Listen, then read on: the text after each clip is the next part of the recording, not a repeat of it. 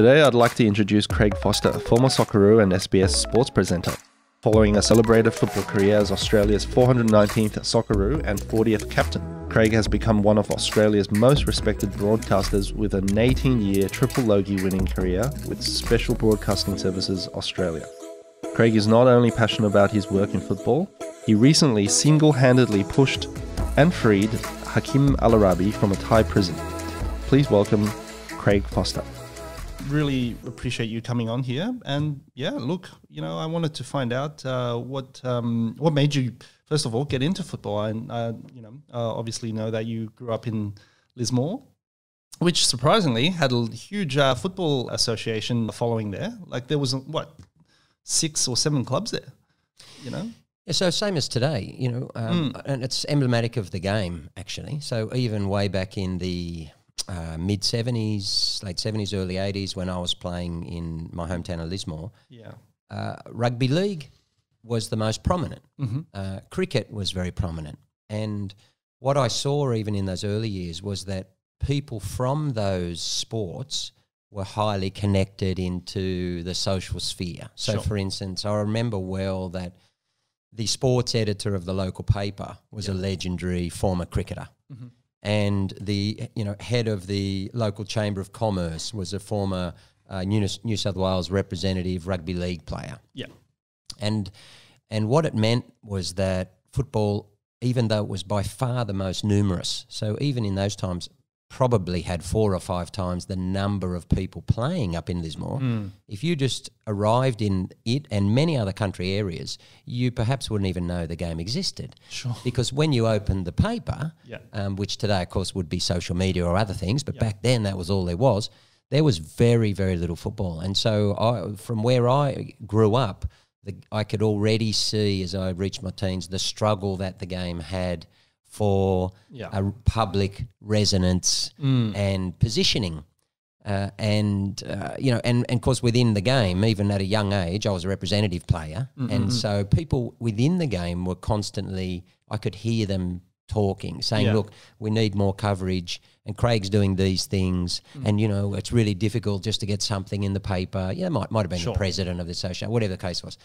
So the answer to your question is it was by far the most numerous and popular, as it still is in terms of playing numbers in Australia, but that's not the whole story. It's never been able to translate that into either commercial success or I would say cultural integration. Yeah. That is where to play football is to be Australian. Yeah. And that became kind of my life's journey a bit when I went to SBS because I'm Anglo-Celtic, so both sides of my family are off the boats, going back in late 1800s. And I would make a point of saying to people, well, I'm Australian like all of us, and I don't watch rugby league. Yeah. I'm Australian and I never played AFL. I'm Australian, I did play cricket, but I don't sit around watching it all day long. And what I was saying, it came out of all of that background experience that I had as a kid, and that is that there was this sense that to be a dinky-die Aussie, as they'd call in those days, you couldn't be a football person. Sure. And I saw it as my job to say, well, actually, that's not right. Yeah, of course. Did your parents get you into football when you were young then? No, so it was really simple. Well, in country areas, you tend to play a broad range of sports. Mm-hmm. So I'm not sure that the research is the same today, but probably 15 years ago, there was really strong research that said out of mainly team sports, but out of all Australian national team representatives, people representing the country, country areas contributed quite a high percentage and a disproportionately high percentage of those people. Yeah. A number of reasons, but there were mainly 2, and I experienced those. One is play a vast range of sports. So we played basketball, cricket, and football were pretty much my 3. Yeah. But, talented athletes would tend to then be reasonable in the swimming. So they'd be in the state championships, in the relay and all of that type of stuff. So it was just constant sport. Sport everywhere. Everywhere. And the other thing is access. So in a country area, and I've experienced this with my own children in Sydney, up there we could get on a bike and get to every sport within 20 minutes. Yeah. Half hour, and we do under our own steam. Whereas in the city, as a parent, You need to be much more careful about allowing, children 10, 11, 12, 13 to be doing that firstly. And secondly, you never get there. And thirdly, parents have to spend an immense amount of time. So access in city is far more difficult than it is in country areas. Absolutely. I mean, yeah, especially if you have like more than one kid. It's like here, there. It's just crazy. So did your parents obviously support you while you were growing up playing football? But, when did you find out that this is it? This is what I want to do for the rest of my life? By early teens, there was a bit of to and fro, and we had some issues at my school, my high school, probably year 7, year 8, where some of the sports masters of different sports were starting to have a bit of a tug of war. Sure. And, of course, I recognise now as a coach of young kids as well that there is a tug of war for sporting talent. And so the sports master was from basketball and had been a very prominent player. And he was expending a lot of energy in trying to get me to commit to basketball, whereas I think at football I loved the game to a greater degree. And what happens as a young kid is you have some success that compounds. Then you're in the next representative team and it becomes a kind of virtuous cycle. Sure. You get positive feedback for doing that. Yep. You start to think, this is quite enjoyable. I'm really enjoying this game. I'm doing well. Everyone's saying I'm doing well. Everyone seems happy here. There's an environment that you're in where you just kind of go deeper and deeper and deeper. And I just really love playing. But my elder brother's only 18 months older and he started playing when he was 6, which is traditional. And I was, just over 4. Yeah. And I said, look, I want to go out with him. I was very close to him. I need to go out and play. So they let me play with him on that team, even though I was a tiny little tyke. And, it just went from there. That's great. And so you obviously started getting some more success, as you mentioned. And, the first time that you had to move away, did your parents support you in that? So, today, I always reflect back as to kind of where life is at today and what I've been through and where I've arrived, I guess. But one of the reasons why today I try and help so many kids is because the help I was given was inordinate. Yeah. So if you can imagine, Lismore is about 9 hours, well, it was on those old roads. Today we're going back to 9 hours. we're going back to mid 80s, like 83, 45. The road then was it wasn't dual carriageway and 3 lanes as much of it is today. Pacific Highway up the east coast of Australia. Back then it was quite horrible, and so it was around 9, almost 10 hours drive from Lismore to Newcastle. Yeah, wow. And the regional centre of excellence, if you like, where the representative teams were selected was Newcastle. So in football we have Sydney being New South Wales, and then we have Newcastle called Northern New South Wales. Yep. So to play for a representative team, and I had 2 other brothers who also were representatives and professionals, so we had 3 of us. To do so meant that for at least 3 months of the year, in preparation for the national titles, if you wanted to play for your state, you had to go every Sunday to Newcastle. That's 20 hours round trip. Wow, your parents must be saints to do that for you. That's exactly right. So my father was a motor mechanic by that stage, and he had his own small business, which already is, very manual labour. It's difficult physically. He was running his own business, and he had to keep that going and keep the expenses of 3 children playing sport, multiple sport, all of which is costly by the time you go to state titles or national titles or these things. And to the point where, in fact, in her mid-30s, my mother went back to work in a kitchen at a local, it's called the Workers Club, at a local eating and gaming establishment. Sure. And ended up staying there the rest of her working life. But she had to go back to work to ensure that we had boots in order to be able to play. And then every Saturday, we'd go in the morning. I'd play probably under 14s, let's say. Then I would back up early afternoon, play for reserve grade or first division of men. Yeah. Our mother, Deanne, would have packed dinner, lunch and some dinner for the car. We had a long station wagon for that reason, and we would pile in it. Usually we would get 2 or 3 other kids who were also coming down for that, but my father would be the main driver. Sure. Like anything in life. Yeah. Each year those kids would change. One year would have 3, maybe 4 of us got selected from the same region. And, of course, he would always say to them, well, let's all carpool. And naturally after 2-3 weeks or a month, he'd end up doing it. Yeah. So because that was the type of man that he was. So we would pile in, we'd have lunch, we'd fall asleep, we'd play games, we'd muck about, cause all sorts of trouble in the back of the car, and we would get down about 1 a.m., 2 a.m. in the morning down to Newcastle. Wow. We'd bill it with one of the players from the team, so we'd just lob up at someone's house. We'd sleep there, up the next morning, we'd go train, and then they'd have a meeting. You know, we'd be hanging around with them till early afternoon. We'd jump back in the car and get back home. Sometimes we'd arrive, just depends, because on that road, of course, you'd sometimes have accidents, you'd have road works. So it's not 9 hours straight, right? It could be 13. Yeah. Sometimes we'd get back 2, 3, 4 a.m. on Monday morning. Jeez. And my father would be at work by 6 a.m. on the clock every single time. And he did that for probably 3 to 4 months a year for 8, 9 years.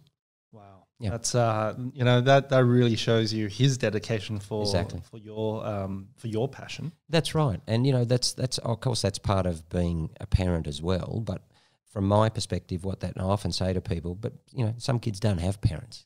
Okay, so who's going to do it for them? Exactly. And so we've got an indigenous kid or a refugee kid, or we've got a newly arrived kid, or we've got a kid on the street homeless, or we've got kids who've been physically or sexually abused at home, or we've got kids in foster homes.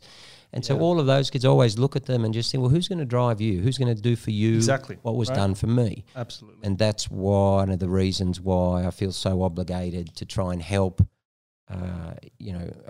whatever situation it is, but particularly children or young people, to give them the same opportunities. And this is when, society often looks at many types of people and says, oh, well, just a bit more hard work and you'd be where I was. But that's not my experience. Well, no, not everyone starts off equal. That's the point.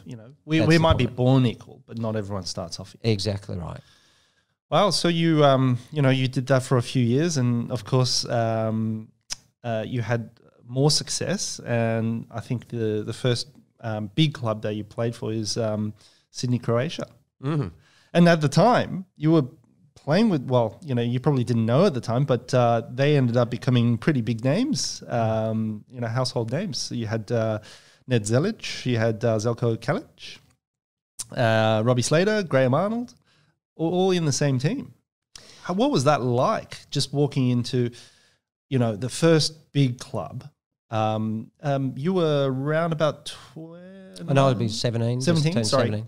So you were still a teenager, and you walked into a big club, and you see the passion of the Croatians. What was that like? Was that intimidating? Was that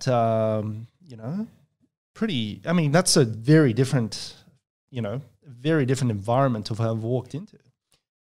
Exactly. What it was like was a cultural shock, and it was a good one, and it was a tremendous one for me as to where I sit here today. And that was the beauty of the game in those years. The clubs were based on ethnicities and newly arrived communities who'd come post-Second World War. And that's why football had Olympics, so Greek and Italian and Maltese and of course Croatian, and we had Serb clubs, and that's right. Of course then was Yugoslavia, but people already had their own ideas about that. Sure. And so what happened was I went to the Australian Institute of Sport, and by the time we'd matriculated and come out, then you need to go and play. And so Sydney Croatia said, come over here. So, no, I knew they were a very good team. They had a high number of internationals playing for them. So we had Wally Savor at right back. We had Flash Jennings at left back. We had Bulldog Slater on the right wing, and we had Arnie up front, and it was a very, very fine team. We had Manus Lamond, who was, just an astounding player who old NSL fans would know well. And there's a lot of nostalgia for those years.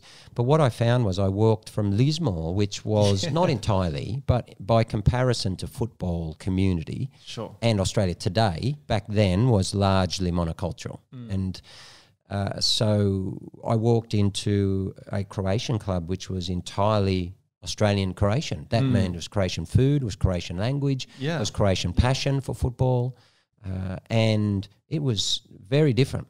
It was a culture shock. Sure. And it was one that gave me the first insight into genuine multiculturalism. Yeah. Right? I'd been at the AES. That was a good first step because the team at the AIS was based from all around the country, and therefore it was much more multicultural than the teams that I'd been playing in back up in a country area.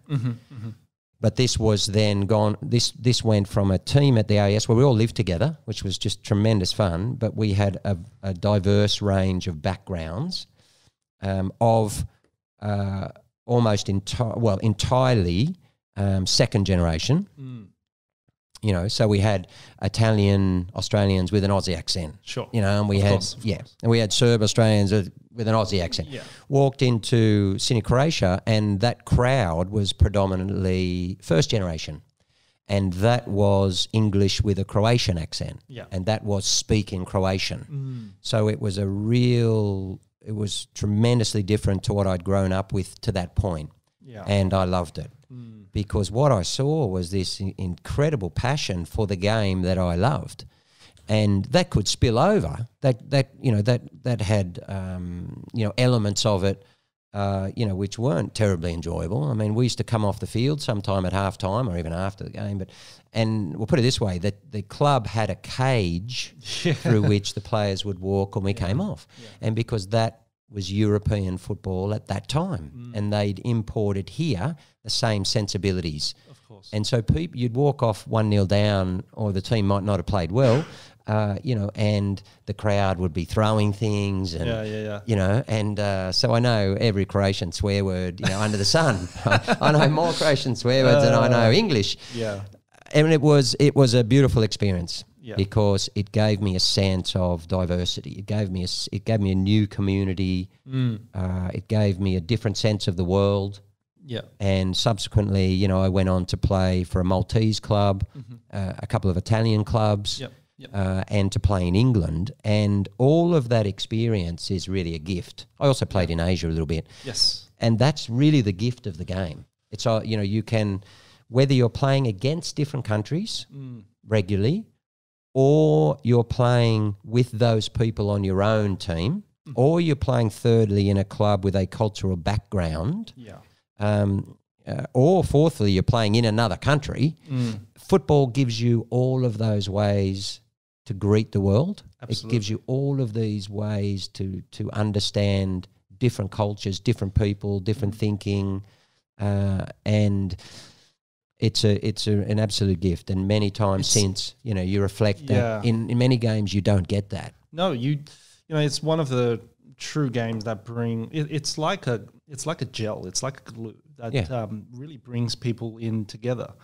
No matter the circumstance, no matter how wealthy or poor you are, if you support the same team, you guys are automatically brothers and sisters. Exactly. Yeah, and by extension, if you support the different team, you're that likewise doesn't matter. That's right. Yeah. But that's true. It's a shared space where just the passion for the game just unites everyone and divides everyone. No, totally. But brings us together though. Through that context, through this crucible of football. It's a very, very rare beast. Yeah. And it allows us to meet more people of more backgrounds than I think many humans would ever do. Absolutely. I think so too.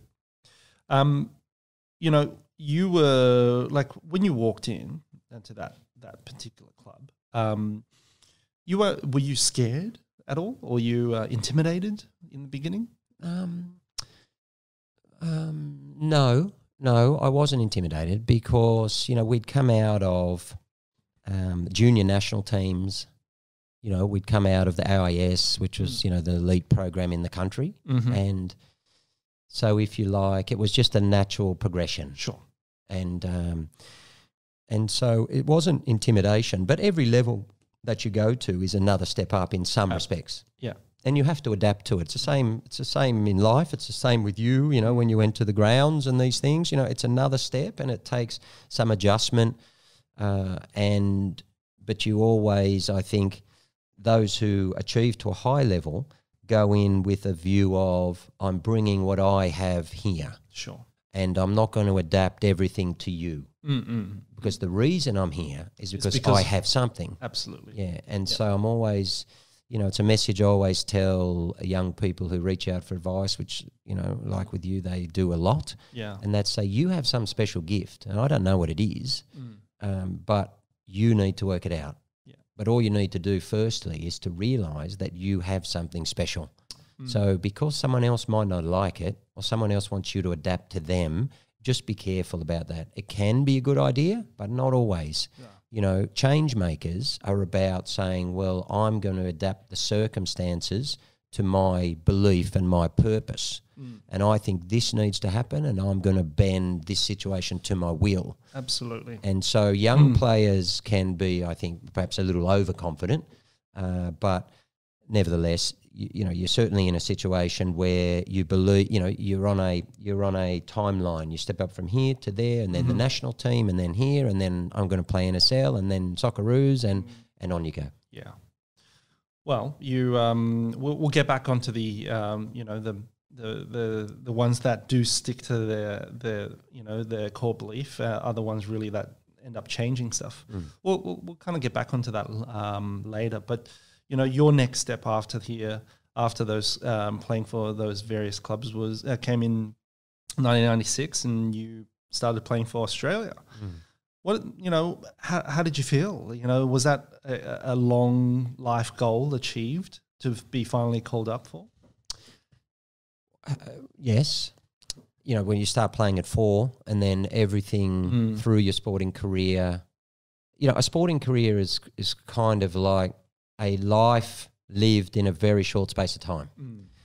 And so from what I can see with, you know, all my friends externally and living through their life as well as we came through, you know, many of my friends are from preschool. Sure. Right? We come through Lismore and we catch up regularly, and I can see their life trajectory, and you know, they're all highly successful in their own field, however you want to define that word.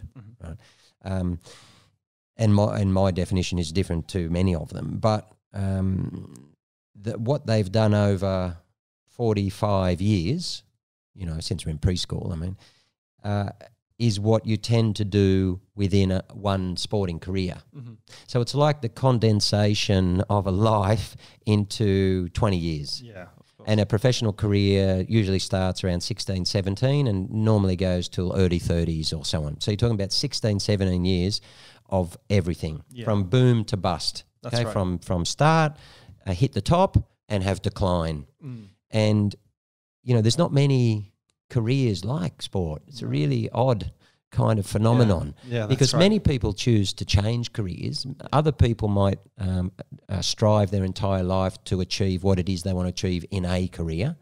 Others become what they define as success and then say, this has got no purpose. You know, and I want to live my life in a different way and change. Yeah. But sport's not like that. Sport is, you have the whole life cycle in like a, let's say, you know, 1/6 of your life, right?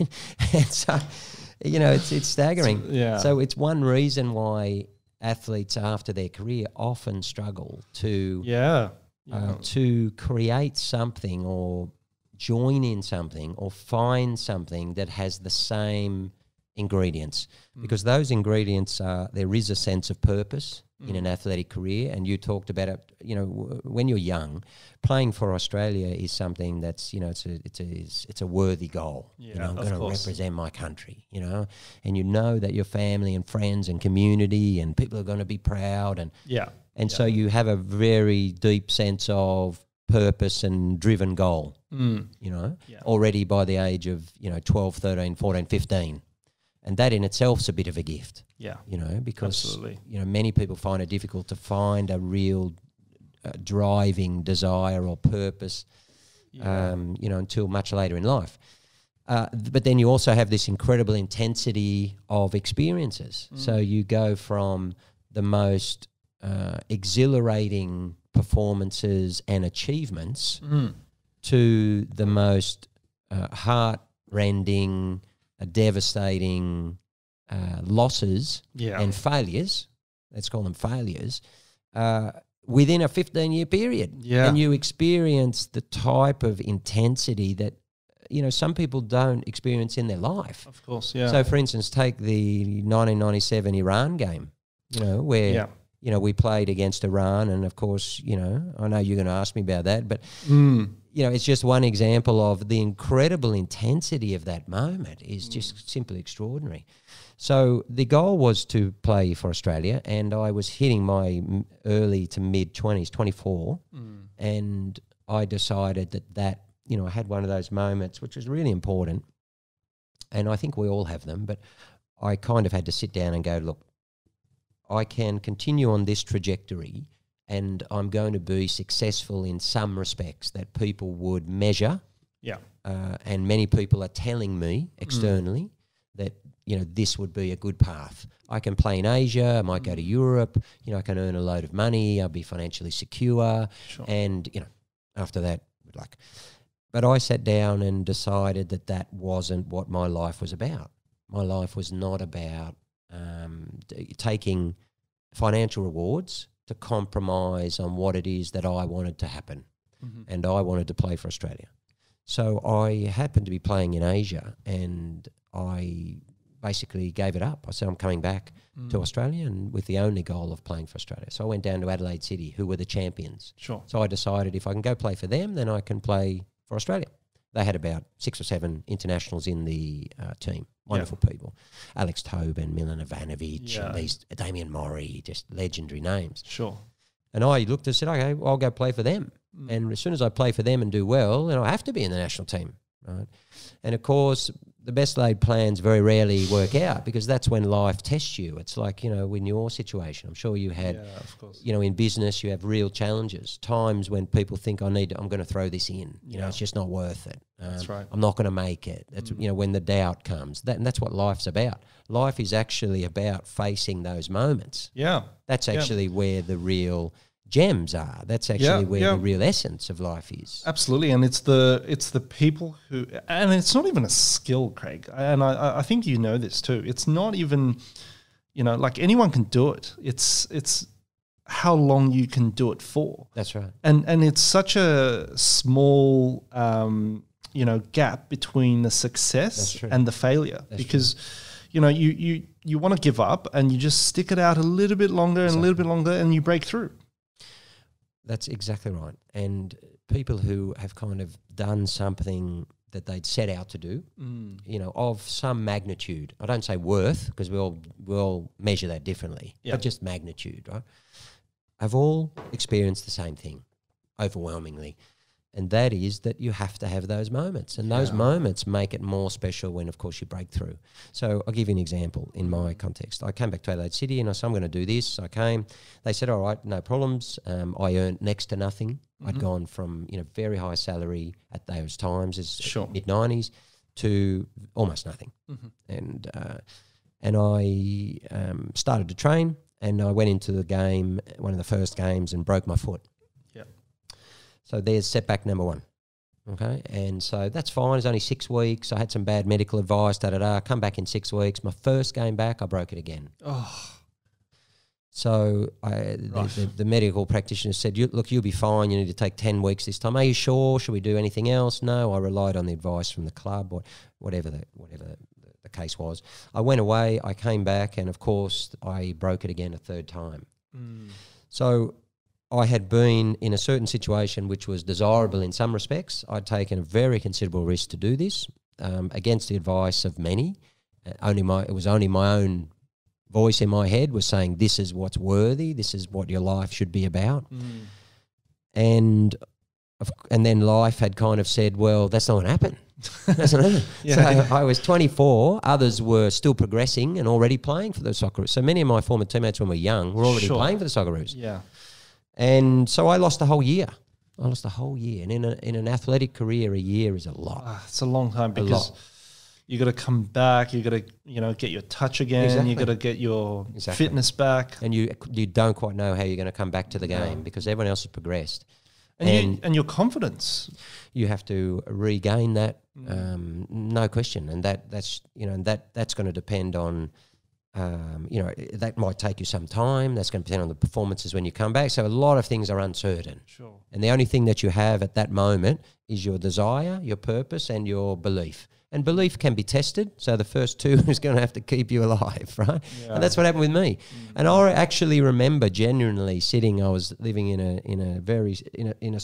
house actually that the club owned with some young players. Sure. Which was kind of like an indignity. I loved it because I was with these young guys who loved the game. They were enthusiasts. I was like the elder brother, and we're very close friends today. But it just kind of showed you the sacrifice that I'd made. I'd gone from living in Asia in a wonderful apartment and winning things to living in a house in Hindmarsh in Adelaide, which is a long way, with kids, who were in their late teens, and I was approaching 25. Sure. So I'd lost a whole year, and I had to make a decision. Are you going to go back again when the club actually thinks that you're just kind of an injury-prone person, right? Or are you just going to go off now and just go and compromise and tell yourself stories about why it didn't work?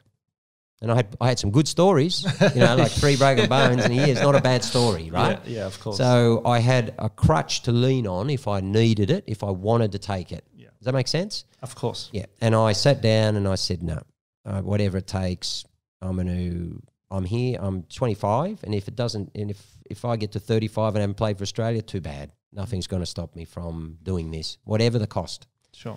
So I went back up to Lismore in the off-season, and I trained harder than I had ever trained, probably harder than you should train. I did this is a ball sport, so I should have been playing with a ball. However, I believed that I needed to come back. After having a year out, I needed to make an immediate mark, and I needed to be fitter than anyone else in the entire competition. That was my aim. So I went and I did 3 triathlons a week, essentially, every second day, which was basically a kilometre swim, and I'm a really bad swimmer, a 30K bike ride and a 10K run. Yeah. And on the days in between, after about 3-4 weeks, when I wasn't so sore and I could move, then I would play with the ball and be ready. And that's what happened. I went down, did the pre-season, hit the first game, and within, I think, probably, I can't recall, but probably within the first 10 weeks, I'd scored 8 goals. I was fit enough for the entire team. Sure. And I had enough desire for the entire squad. Yeah. And like you said before, after all of that struggle, then when it happens in an instant. Yeah, that's right. And that's why people say, for all of that success, is years in the making. That easy success, has been decade in the making. Yeah. That's very true. That was a decade of really hard work to get there. And as soon as I started that season, I was in the Socceroos within that. Shortly after that, I was in Europe playing in England and went on from there. Yeah. So when the test, there was a test and a test and a test, and like the pressure was just ramping up and up and up like a screw. Yeah. And in the end, when I said, no, I won't break under it, then it broke. And it releases, and that's how so many success stories come. It's just the willingness to just keep on going. That's it. Yeah. And so you were saying, obviously 1997 was a really big year for you. You obviously were playing in the national team, and you were playing under Terra Venables, who was brought in, I think, to help us qualify. Yeah. And, that match, I remember that match against Iran at the MCG. I just arrived in Australia because I'm first generation from China. I got here when I was 9 years old in end of 95. So I've been in the country for a year. No English. And then, of course, towards the end of 1997, I started speaking English and starting to understand things. And I was always interested in sports. My sport has always been tennis, but I watched a lot of football, and I remember just watching that match, as that was probably the first Socceroos match I've watched. Like, it was big, it was national news, and everyone was very excited, and of course you were playing in it. Yeah. Tell me, tell me about that day. Were you nervous? I wasn't actually, no. And the reason is because athletes just become professionals at blocking it out. And I was always far more nervous. In fact, I was a nervous wreck when I was commentating. Right. Later was far, far worse. Yeah. In fact, I was amazed by how much more difficult it was as an ex-player. Whereas in order to become an international player, by definition, you must have already developed your own tools to block out the nerves, the situation, and be able to perform under the most intense pressure. Otherwise, you can't be a Socceroo or a Matilda. That's the point of being a professional level athlete. Yeah. So everyone has different tools. For a real minority, a very small minority, it just comes naturally, and there's just an inherent belief for whatever reason. It might be that they've had an environment right throughout their life that has just instilled that in them. Sure. Yeah. And that can be problematic when things don't go well because the fall can be immense. Yeah. They lack balance. For the rest, they become just highly skilled in being able to convince themselves that they can deal with any of these situations. And so we were all very good at that. So you essentially get to the point where the bigger the game, the more excited you become. Of course. Because you become very skilled at focusing on the possibilities. People now in business call it, I think, the growth mindset. Yeah, it is. Well, that's what athletes are very good at, because if you're going to have a fixed mindset and you're going into a bigger game, then how are you going to deal with that? Whereas athletes get into a zone where they're saying, well, the bigger the game, the better, is because, I already know that, and you build on your past successes. I already know I can do that. I think it's a feeling called eustress.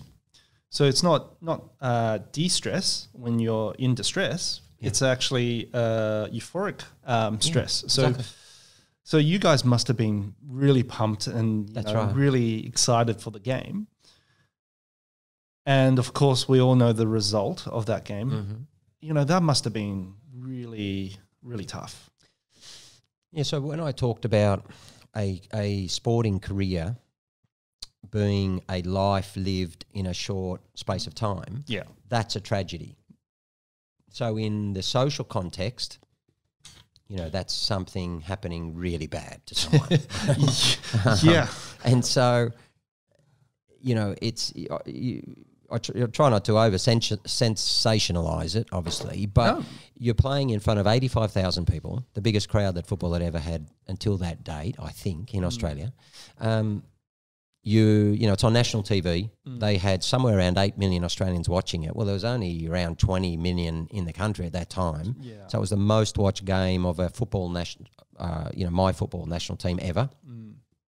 We played against a team in Iran who had 3 or 4, 5 brilliant players, real legends, but the rest of their team, there was a big drop-off in level, and they won't mind me saying that, and they remind me that they got through, every time I see any Iranian anywhere in the world, which is lovely. That's the connection we have through the game. Sure. And when I went last October to see the refugees over in Port Moresby, many of whom are Kurds and Iranians, the first thing they said to me is, we remember that game.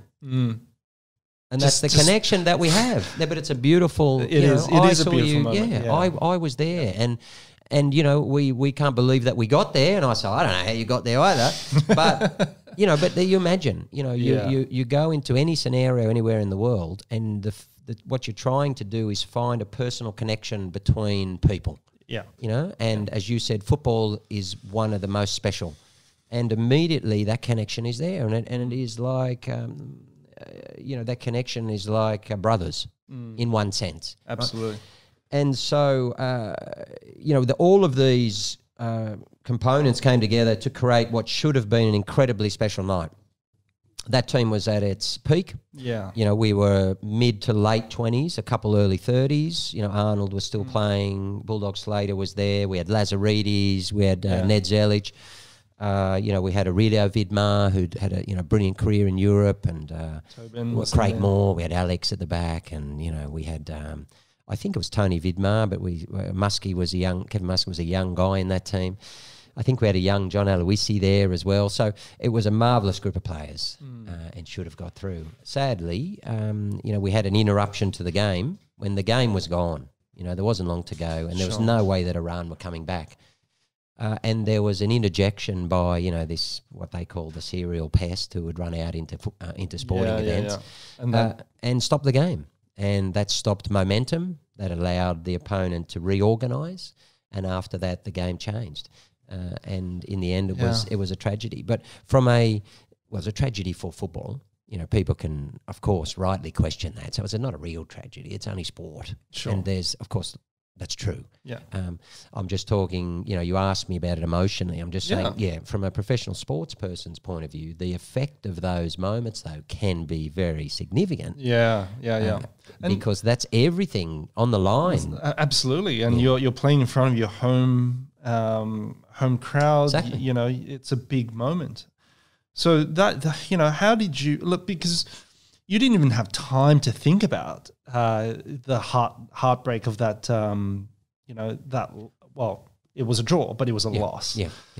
But you didn't even have time to think about it really. And then 2 weeks later, you were in Riyadh for the Confederations Cup, and there, unfortunately, you lost in the finals to Brazil. So that was back-to-back, heartbreaks for you. Well, that's true, but there's a big difference between losing to that Brazil team, Sure. even if we got smashed in the final, and losing or failing. More, we had a 3-3 draw against Iran, but we failed to go through on away goals. That's right. Yeah. So there's a big difference between the two. In fact, only several weeks. So that was really a fantastic team, and it was one of the best generations Australia's had. And the saddest part about it is we thought. And Iran went and performed really creditably in France, 98. Yeah. We thought that team actually could have done something. Sure. And only a couple of weeks later, we went to the first ever Confederations Cup, which was in Saudi Arabia. And we beat Mexico, we beat Uruguay. Yeah. We drew with Brazil, and we went to the final where Mark Viduka got sent off, and we ended up getting beaten roundly by one of the best Brazil teams of all time. Yeah. That team was a magnificent team. They had the 3 R's, Romario, Ronaldo, and Rivaldo. Yeah. They had Juninho Paulista. They had Denilson. Yeah. They had, listen to the 2 fullbacks, Roberto Carlos and Cafu. So perhaps some would say in the top couple of fullbacks ever in the history of the game. Yeah. I lived through, in my 20s, I lived through Roberto Carlos's best part of his career when he was at Real Madrid, Los Blancos. Yeah. He's an extraordinary player. And so they had a quite extraordinary team that the following year should have done much better, and for whatever reason capitulated in the final, but was an incredible football team, and we saw them at their real peak. And it was a very special, if painful final, but it was a very special thing to see them in action because it gave me a real sense of the very highest level. Quality, yeah. Quality in a different way. Well, like in the in the very South American way of quality. Yeah, so that's when I started to think, and all of this infused my work later at SBS on air and so on, and infuses my life views, my world views. But I started to get a real understanding of the difference of football culture and the difference of national culture and the influence of a national sensibilities on the way they play football, and on this sense of what people valued in the game, how that would ultimately translate into the type of players you produce. So I'll give you an example. If in Australia we value basketballers who are fast, physical, who are great defenders, are team players, and love to play for Australia, if that's what we value, that's what we build and that's what we select. That's right. If, for instance, in Brazil, in football, they value art, they value strength, but with incredible individual quality, brilliance. That means unpredictable, means creative, means interpreting the games in different ways. If that's what a culture values in players historically, which they do, that's what you're going to select. That's going to infuse your football. And so after those games, it had been developing, but later when I retired, all of those experiences, I had been contemplating for a long time. What does this mean for us to be successful in football? What does this mean for us in terms of our type of players that we can produce? Yeah. How are we possibly going to get to the quality where we do that, given that we are a different country? Yeah. And, of course, the reason for all that is not just about football. Many football fans thought that, my and Les Murray and Johnny Warren's passion for football was only about the beauty of the game and about Australian football doing well. It never was. It actually was about Australia doing well. Sure. Because we believe two things. Number one is that Australia with football is better internationally engaged. So football connects us to every country in the world, not just diplomatically, but competitively. And that if sport is a prism through which we can cooperate, collaborate, break down barriers, then there's none that come anywhere close to football. No. And I certainly believe that Australia needs to engage in the world in a more meaningful way, and that we can do with a lot more understanding of other cultures. Yeah. Okay? And part of that comes with being an island. But the other thing is that I believe very deeply that Australia with football is actually a better place, because we are the multicultural game. We are not a multicultural program. We don't. We're multicultural here. That's the point. That's what is Australian these days. That's absolutely right. So the game actually perfectly suits an evolving Australia, because the face of Australia is changing, but it's changing through more diversity. And absolutely. Football is diversity. That's actually what we are. And further to that, the values that I believe in the game through multiculturalism, that means inclusion, diversity, equality. All of these things are values of both multiculturalism and a multicultural game. Absolutely. And they're not values of all sports, because this is just what infuses our DNA. So, my last 20 years post-career has not just been about trying to promote football, it's been about trying to promote a better Australia through football. So one of those things that you did was, during that tournament, was you led the collective bargaining agreement for the players against Soccer Australia, because they kept on stonewalling you guys with pay discussions. So tell me about a bit about that, because that was really your first vocalized, foray into criticizing parts of the game, and that would have definitely made you public enemy number one in certain areas.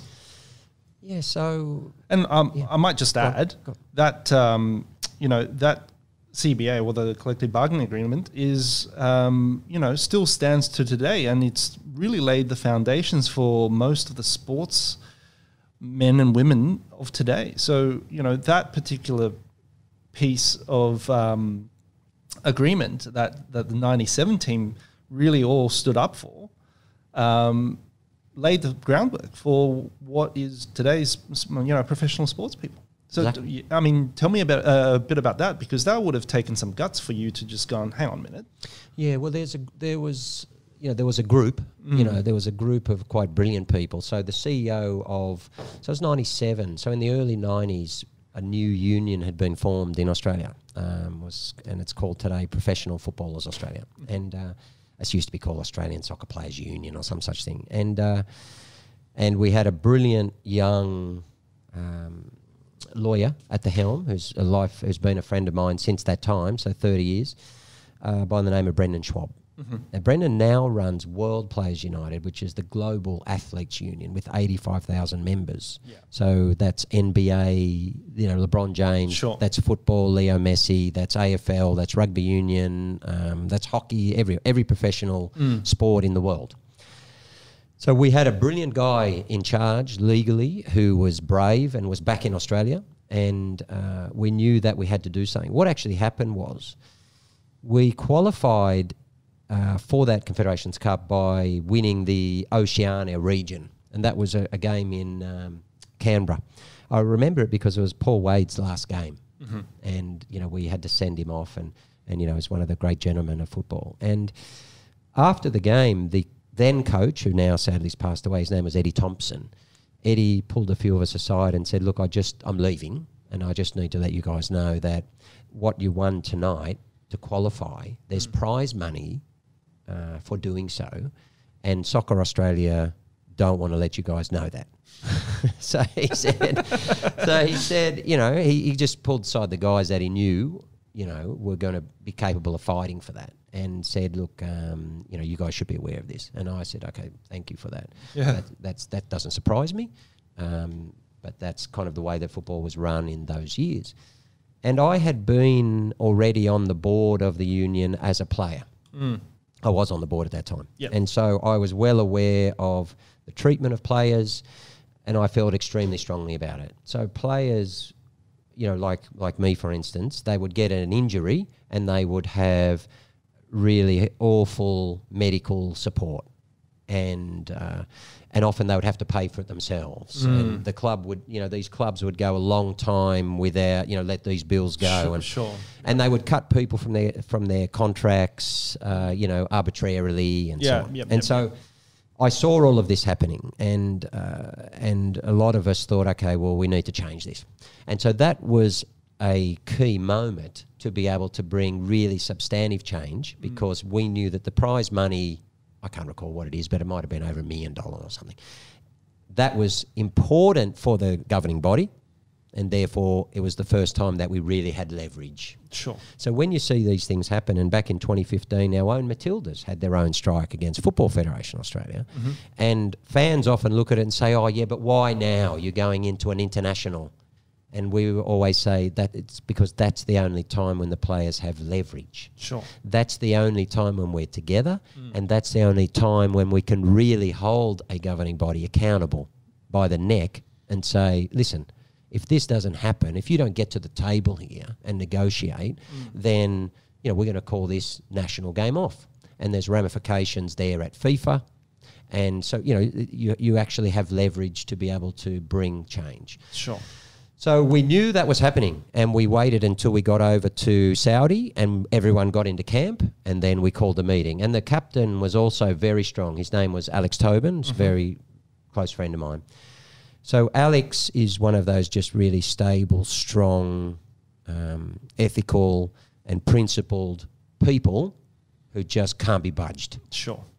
I was the activist who was going to convince the team of what we needed to do. Yep. And back in Australia was Brendan, who's brilliant, who put all of the legal framework together and would get on the calls to the players and explain everything. Right? And so we threatened to pull out of the first game. And it was big news back here. And what you say is right. Like much of my subsequent life, I just never cared if I thought the principle was right. I was never in the least bit concerned about what the backlash might be. I just didn't care. I believed it was important for the game. I believed it was important for the future. And that was the discussions that I had with the team. Yeah. I kept saying, and they were a great group. You had Muskie, and you talked about Spider, and I think we had Popovich there, and we had Craig Moore. Brilliant people. Yeah. Great humans. And I kept saying to them, this is not about us. It's got nothing to do with us. This is about the future of the game. Yeah. And, and I was by then probably 27, and I was saying to them, I've only got a few years left here, but when we go, we need to be saying to the next generation, we've put something in place for you. So, for an example, when we won the right to a percentage of prize money for what's called player-generated revenue. Yep. That means players participate in that, so you need to they need to share and partner in the game, which is now the prevailing model in 2020s all around the world. We made sure that 10% of all of it went to the players' union back home for the young players here, for players who didn't have the leverage that we had. Yeah. And that's the point about standing up for people, is that when we have leverage or a platform, and as a Socceroo, you have both leverage and a platform. Yeah. You are obligated to help the next generation of kids. That's the whole point. And so the coach, Terry Venables, who was a quite brilliant manager, he came to me and said, "Foz, what's going on?" And I said to him, "Listen, Tel, mate, you know, I'm not certain just yet, or I would have come to you, but just to let you know that we're talking about a potential strike. We might have got there 5 days earlier. So there's a few days to go. We're not quite sure, but this is what's happened. They lied to us, or they tried to omit the fact that there was prize money. You know, the Socceroos and all our players back home have been trying to strike a collective bargain for some period of time. This is when we now have some important leverage. We're not going to let that leverage up, and we're going to, you know, get these guys at the table and get a deal." And he said to me, and this is a great credit to him, he said, "Well, okay, I understand where you're coming from." And I said, "Okay, well, I appreciate that, because a lot of coaches wouldn't." Yeah. You know, Totally. we're sitting here in Saudi Arabia, you know, and the country back home wants you to play, wants you to coach us. And I'm telling you, we might not play in the biggest tournament that the Socceroos have ever been in. Sure. And he said, "Well, I am a former chairman of the Players' Union in England." And I laughed. I didn't know that. And I said, "Okay, all right. So now you know where we're coming from." And he said, "Look, I understand exactly what you're doing. I think it's appropriate. I'm just asking you, please try to make sure that we play." You know, and I said, "Look, of course, you think I don't want to play? Yeah, of You know, course. these are the biggest games of my life. But we have to do something for the game, Terry. It's not about just playing here." Yeah. And he said, "Okay, I get it. Fine." So we had 3 or 4 reasonably testy days, including within the group. You know, there's always some people within a group, and that's democracy. There's always people within a group who have different desires, different aims, different views. Of course. About the importance of future generations, about the importance of their own career, or about, you know, where that balance lies. And mine was always very clear. I'm happy to put my career on the line today. If I never play for Australia again, I'm happy to do that if we get something that is going to secure the position of future generations of our colleagues. Okay? And whoever's prepared to do that, come along with us and let's make it happen. And in the end, you know, we put it to vote and we were able to make that happen.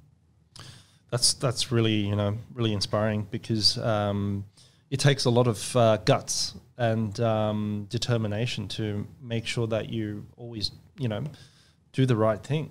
So where did this come from? Because, you know, I've watched an interview where your parents have said every time you played football, all you can hear is Foz's voice in the background shouting at people and like controlling the whole thing. So like, you know, was this innate in you when you were growing up, or is this just something that you've just thought, hang on, I need to do the right thing no matter what? But surely that came from somewhere, right?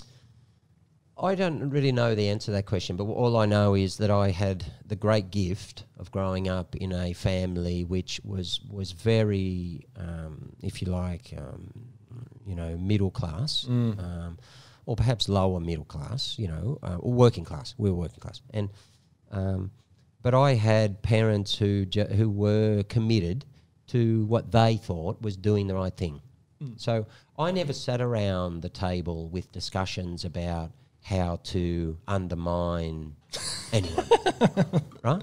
Yeah. I get it. I never sat around the table with discussions about how to improperly do something and it's perfectly fine because the ends justify the means. Yeah. I never sat in one of those discussions until, you know, a later life when I discovered that that's much of what happens in the world. Yeah. I never heard that in my household. What I heard was my father saying, well, if that's the right thing to do, then we have to do it, you know, whatever the cost. That's what I heard. That's how I grew up. And, you know, and a lot of people aren't in that situation. Sure. And so it's not that it's me, it's just that I had, you know, the opportunity to be in that environment. It was also a regional country, which I think in those times, I'm not sure today, I haven't been there for a long time, but I think is also slightly different. There was a very strong sense of community. There was an incredibly strong sense of a network and team and supporting people. You know, in the country, when we're in the world today, when this real sense of community has broken down, and we saw it revive during COVID-19, people had to help each other. People had to go out of their way to help people who were more vulnerable than themselves. And people were put in a situation where they felt vulnerability for the first time in their life, some of them, and therefore they came to understand what other people who don't have what we have, how they must feel every day. Those, I talk about values, but those concepts, you know, I grew up with every day. So in that country, it was quite small. And so when people were in trouble, people would come and help. Go and help, You know, when we had a football club and I would have been 8, 9, 10, I distinctly remember what they used to call a working bee. And that meant that the club needed to build a whole new clubhouse and flatten some new grounds and build a fence, football grounds. And so all of the parents would just come with whatever they had and they would make it happen, you know, and it would take several weekends and everyone would just commit to it. And that was actually what happened. You know, and now my grandparents and my parents were deeply involved in all it, you know, so my father has been the president of virtually everything in town, so very civic-minded, very community-minded. Very, you know, we're here, but our life is all about the sports club, the people in it, and the broader community. And with a willingness to give. And sometimes that means positions of leadership, means be the president of the local whatever it is. Right? Of course. And it was never for commercial reasons. So my father wasn't in a business where he needed to network and do these things. It was just through pure passion for people. You know, I think that's probably where it came. But I also believe deeply in the principles of sport. I still do. They're deeply polluted and sometimes they're difficult to find. You have to mine for them. But they're there. And the people who, in my view, will save sport, I say save it because it's in many ways in deep trouble. You know, it's over-commercialised. It cares nothing for human rights. You know, it looks away abuse of gymnasts. It looks away abuse of women, Afghan football women who are being abused by their president and these things, and then those officials end up on the board of the Asian Football Confederation, for instance. So if you want to really have a look at the essence of where sport is today, it's, you know, it needs a lot of revision. But the people who really believe in it and keep it alive, this concept of sporting values, are the players. And so the purest organisation, aside from SBS, so I've been very fortunate to work in a couple. But the purest organisation that I worked in, I was the CEO and chair for a while, is the Players Association. Because those players, by definition, they believe in the game. They believe in team. They believe in each other. And they will consistently put the collective above themselves. And that, there's not many organisations like that. It's why, as an ex-sports person, you know, I'm very much aligned with, if you like, the player rights movement. Of course. Because that's where we find aligned values.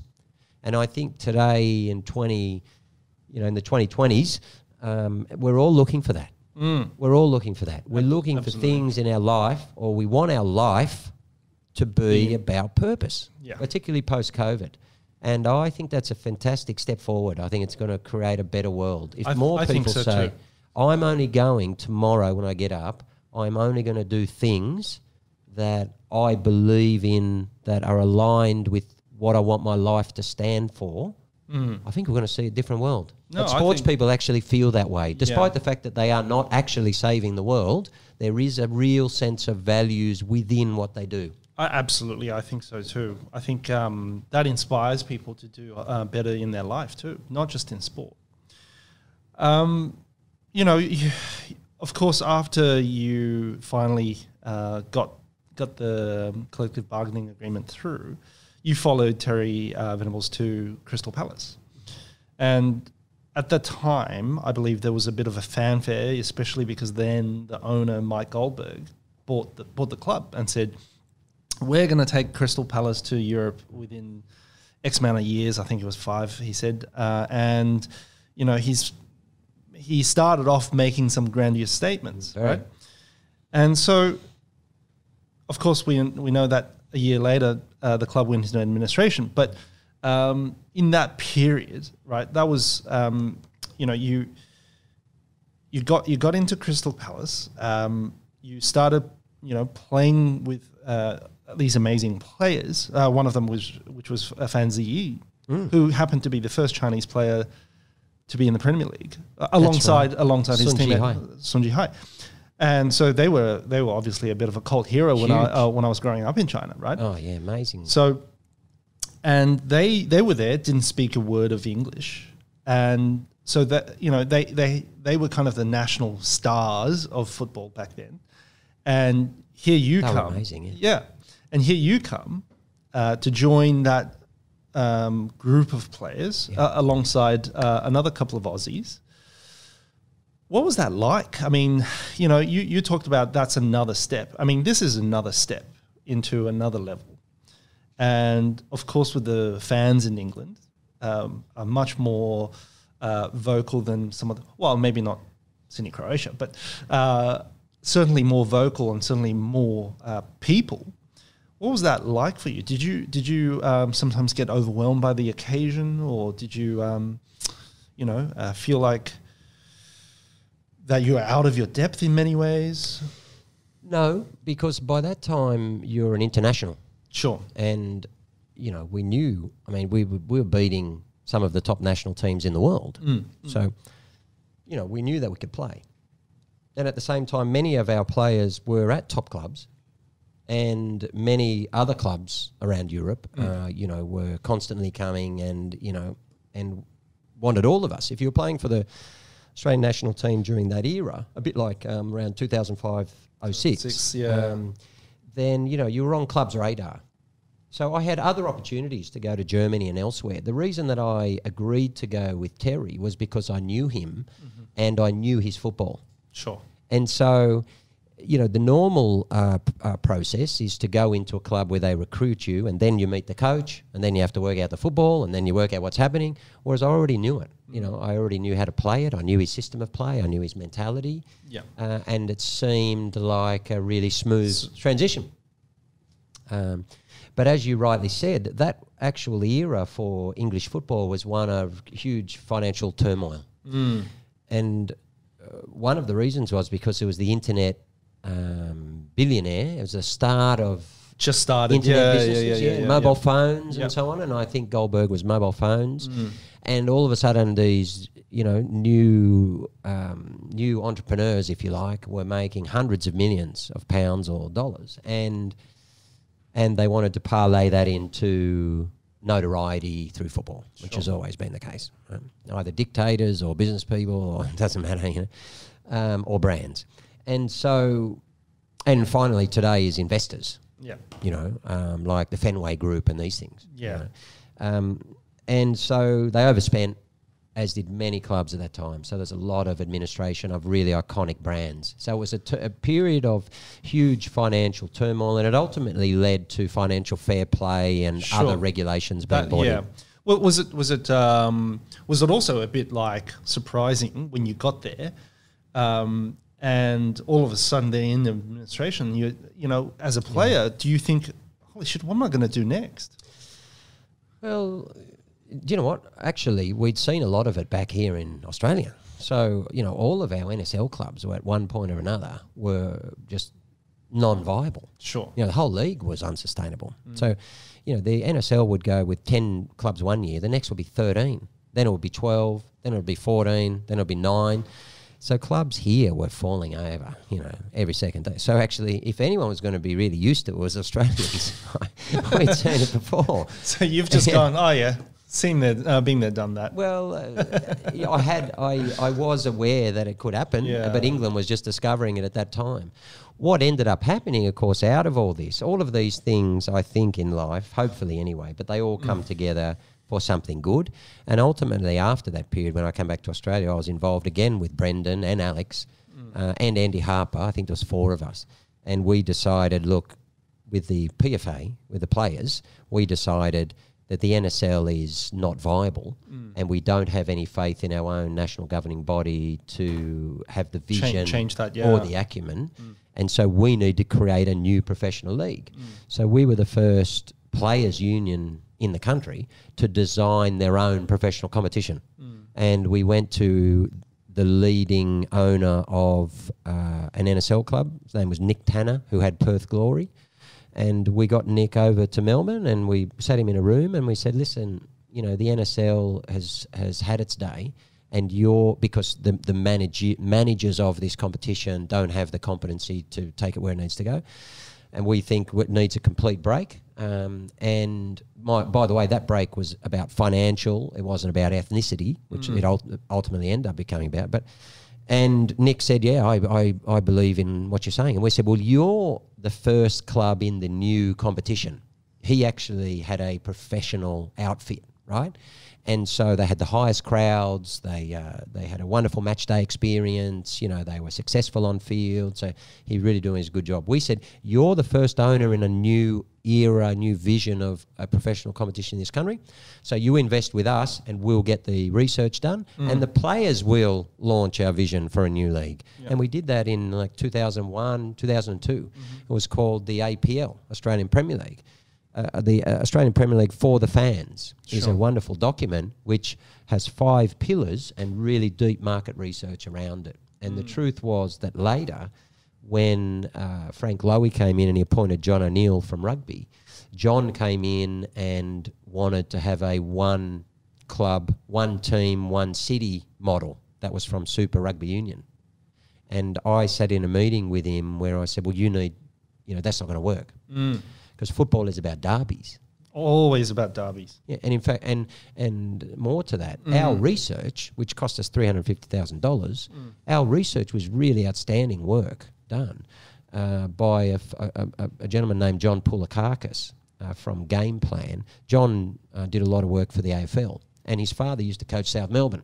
So we had a gentleman who was steeped in the history of football, but who understood modern. You know, at the time, AFL was, the model of professionalisation. And I said, so you need to look at this because you need at least 2, but we would say our research says 3 clubs. Like Sydney is 3, at least 3 really distinct markets. Totally. Okay? That is north, south and west. And I'm sorry to say this, I live in the East, but in terms of viability of a professional club, there is no East, right? Unless you want to be the Roosters and, you need really deep pockets of Nick Politis to, keep that going, right? Yeah. We're talking here about sustainability without needing a benefactor. And he just said to me, well, this is my baby. And I said, well, yeah, but we've done the research. And so at least you should read it. And he just flat out refused to read it. Yeah. And I said, well, you're going to make the same mistakes that we made before, you see. So we'd had this, by that time we'd had, almost 15 years history of working with Soccer Australia. So I'd sat across from them. And you talk about 97 being able to go to the Confederation Cup and say, okay, this is not good enough, we need change. Well, I'd sat across the table from the governing body at that time. So I was very well versed in and very comfortable in saying, to the governing body of the sport. Yeah, sure. That, this is not correct, yeah. This is not good enough. And of course, later, that's been a bit of a theme, really, because later when we went to get, the young kid Hakeem out of Bangkok, that was about going to FIFA. And so, I've always had a real insight by sitting across the table as to how football has run itself. And that also gives me a sense of what we talked about before. That is the essence of values. I see from inside the beast and, we need change. Yeah. After your stint in England and after your your time there, you came back to Australia and played for the Northern Spirits, and then you retired. And I think it was at the same time you started your journey at SBS. That must have been different, commentating rather than playing. Would have that would have been the first time you've gone into something different in football. It's still in football, obviously, but a different skill now. Talking to viewers, and that would have been more scary for you than it is to play football. Obviously, something that you know. Was that scary for you? You said that early on. You said you got nervous at this. At the big games. Yeah, but I got nervous not about doing the job. Sure. I got nervous just because I was just nervous for the team. Yeah, that's right. what I meant. Sure, so as a player, you suppress nerves really effectively. Yeah. Really skillfully. Whereas as a broadcaster, I just couldn't do that. We would come to really big games like 2005 when we played against Uruguay, and half that team on the field were my teammates. Yeah. And so I just couldn't. I couldn't detach myself from the emotion and the tension of the actual contest. Oh, absolutely. Despite the fact that I was no longer on the field. And I always found that very, very difficult. When Australia was coming to play, I was never nervous in doing my job because my job was easy compared to playing. Yeah. But I was always very nervous for the team for the country, because I always wanted us to do well in order to grow football, in order for Australia to do better. I completely get it. And you said 2005, obviously we had again another qualifying sort of nervous tension big moment. And so that just to go back into 1997, that was my first experience in Australian football. And after that game I kind of threw it in the bin and went, nah, stuff this. It's crap. But 2005, the game was on 16th of November. That was actually my birthday. I was there at the stadium on my birthday, and I said, this would be the shittiest birthday present if we've lost, but also at the same time would have been extremely disappointing for Australia, because it's 32 years since we've qualified for the World Cup at that time. So we were playing against Uruguay, and we're playing the home leg, and you said you were nervous for the teammate. Were you a little bit, maybe envious, or a little bit wishing that you might have been on the field that day? No, not at all, because I was ready to retire. So in 2002, what happened is Johnny and Les came to me and said, look, we need someone for the B team of commentary for our World Cup Japan-Korea. We've got me and Les, said Johnny, and, we've got Cole Patterson, and we need someone else, and we'd like you to come along. And I said, that sounds like a great idea. It was in our off-season. So I did that World Cup, and immediately afterwards it was so successful on air that the numbers were unprecedented. It really made great. It made a great assault on the emotions of the Australian public. That Les said, we're going to do a 6-hour show every Sunday now, and we'd like you to stay on a contract and do this. And so I retired. I said, look, the time is right. I'm getting slower. Young kids are running past me. So no, I was I was finished by then. I had a number of reconstructions and so on. So perhaps I was lucky in that respect. In the sense that it was just a natural demise of the career. Right? Yeah. And I was certainly extremely lucky to just step straight onto the couch at SBS, because that meant I didn't have this period of introspection. I didn't have the period of difficulty, I didn't have a space where many athletes sit at home and say, well, what now? Whether educated or otherwise, there's they're rightly searching for something that's going to give them the same sense of direction, same sense of discipline, same sense of commitment to something as they got from their career. I walked straight into SBS, where I believed in that mission inherently. Everything that I'd been thinking about until that point I was able to apply in that position. That is, what does football mean to Australia? What can football provide for Australia? What is football's position within Australia? How should Australia be playing this game? How can we develop players to become internationally competitive in this game? Yep. What does the women's game mean? Why? How can we position the women's game in this concept of gender equality? And all of those things I believed in really deeply. So by the time it got to 2005 in that game, no, it was just pure nerves for the country. Yeah. For the team. And that was worse for the country because I knew that all the elements were in place. We had a new administration. Don't forget I'd worked with both in the Players Association. So I knew the old one and I knew the new one. We had a Hiddink in charge. The only time when we'd had really that level of experience and quality was Venables prior.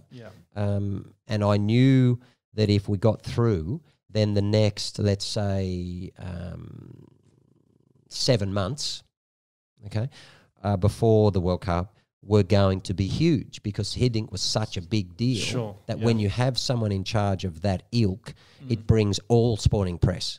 Whereas very often the Socceroos have just been about football journalists and football coverage. And Hiddink broadened the game to all of Australia. Everyone wanted to talk to him. From the breakfast shows and that's important for a game that, whilst most numerous, is still marginalised in that respect. So all of these things were in place, and I knew that if we got through, that the next 7 months could reposition the game for ongoing success. And ultimately, that's what we were all pining for because we'd had many, many false dawns in the game. Must have been an extreme relief, obviously, when we won. And in the World Cup in 2006, again, stepping onto the world stage, we were, by no means, uncompetitive. We were very competitive against almost everyone. And so that particular game against Croatia, this is something that I wanted to bring up with you. You having been in the AIS, that game against Croatia, there was Josip Simonic, who played for Croatia, but was brought up and raised in Australia, and he went to the AIS. And there was I think perhaps another player who was who grew up in Australia as well there. And so I as an Australian was really kind of, because I was there at the game, and I was really annoyed at these people who grew up and were supported by Australian football, but then goes and supports another country, right? And I'm an immigrant myself, saying hang on, that's not right. So I remember me and my friends, we were above the tunnel yelling abuse, going, "You traitor," when he got sent off, the third yellow card. What was your thoughts on that? Because that for me was, pretty shit. Well, through football, I came to get a much greater sense of this, dual, not nationality, but dual heritage. I remember as a young player, I remember a young player coming in, Mark Viduka, and that he would sometimes, when he played, he would wear a Croatian shirt under his Socceroo shirt. And as a Anglo, I had to think about that. It's like, and so I spoke to him about it at one point. I spoke to some of the others about it. And what they're saying is right. He's saying, listen, our parents come from here and this is my heritage, right? And, of course we love Australia. I play for Australia. But this is also important to me. This is my parents. This is my grandparents and all these things. And I said, okay, I get it. Yeah, that's totally cool. And that's, in essence, what football does for you. That's what multiculturalism is actually about. Yeah. Should they have gone and played for other teams? Look, I don't know what the circumstances are, but I understand it. Firstly, it's very common in football. Doesn't mean it's right. Yeah. But I wasn't, I took a different view. And that is that, I was extremely proud to play for Australia, but I also don't have another heritage in my background of like Understood. 230 years. Yeah. No, I think So that's therefore, it's a really good way to look at it. Yeah. You know, that you can have both, and Yeah. no matter where you choose. I think that's that's the beauty of, you know, having choice. And that actually is multiculturalism. So this is Sure. the whole point, you know, and I sit on the Multicultural Council, and this is what SBS is all about. It's saying, you know, come to Australia and abide by the beautiful things and what are the rules here, of course, which makes it a special place, which is rule of law and, you know, Western democracy and all of these things. Yeah. But at the same time, we don't ask you to throw away who you are. Yeah. In fact, we want you to speak multiple languages. We want you to be incredibly proud. We want you to teach us about it. Yeah. And so, you know, I quite often refer to myself as an Australian wog. And what that means is that I'm an Anglo, but really I'm part everything. That's where the Fostovich came from. That's right. Because that's what's happened. If you look at what's happened, Australia today and the life that I live every day is very different to the one that I grew up in. You know, I grew up in a world of Britannia. I grew up in a world of the Queen and the monarchy. You know, this was my grandparents and their parents and, you know, even my parents, right? That the monarchy was important. I grew up, you know, when morning tea was jam and scones. You know, this was what Lismore was in those times. Sure. And today... it's so much different. It's today. completely different. So the beauty of multiculturalism is that we come, you know, I've come close to, you know, I've come closer to everyone else, and all of the new arrived and you know, multi-tapestry of communities have come closer to what is here. Yeah. So we all meet in the middle. And so we've created something very special, not because people just come to Australia and just, you know, become what we used to call dinky die. What's happened is we're all collaborating with each other. And that's the real beauty. That is the beauty. You know, you seem to be very passionate about football and what football can bring to you. But sometimes your passion, as you said earlier, you're a guy that kind of shoots from the hip. And during your, you know, broadcasting days, that you've certainly angered some people, and you've certainly were not afraid to confront some people. And one of the most famous, infamous, you know what I'm about to bring up, one of the most infamous moments on TV was where you and Ange Postecoglou really got into a heated debate about, and that's when he was coaching the youth team.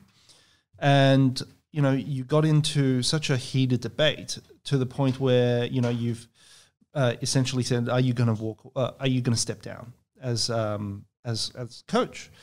But also, you know, after we lost in the 2010 World Cup in Germany when Pim was a coach, where we played like 10 defenders, and you were very critical of Pim at the time. I mean, I understood at the time because I was watching, Park the Bus, and it was really frustrating. But those times, where you've, said what you felt, and you obviously believe it in it at the time, and you still might believe in it, I'm not sure. But, was that difficult when you, retrospectively? Because these are people that you obviously probably know and deal with, especially Ange. Does that give a strain to your friendship and relationship with people in football? And is that hard to come back from that? I think you've already, made your peace with Ange, or you guys have had a chat, I'm sure, in off air since then. And also, the second part of the question is, not often, we often got things wrong, right? So there are circumstances and times where potentially, later on, things that you've said were not correct or have been proven otherwise. In one example, where Ange has gone on and done amazing stuff, and his philosophy and his playing style and what he did at the J League was pretty amazing. Yeah, brilliant. So that part of you, you know, how difficult is that to manage, you know, especially in terms of the, you know, the aftermath of you shooting from the hip? Well, it's a good question because I never shot from the hip. Sure. Yeah. So I always knew what I was doing. And that's the point about being on air. You know, there might have been emotion, and there was very often emotion because the game is like that. But I always knew what I was trying to achieve. And so that's very different from just, as you say, shooting from the hip. Okay. No. That really never happened because I knew what, in my view, where I wanted Australian football to go. I knew, in my view, what Australian football should look like.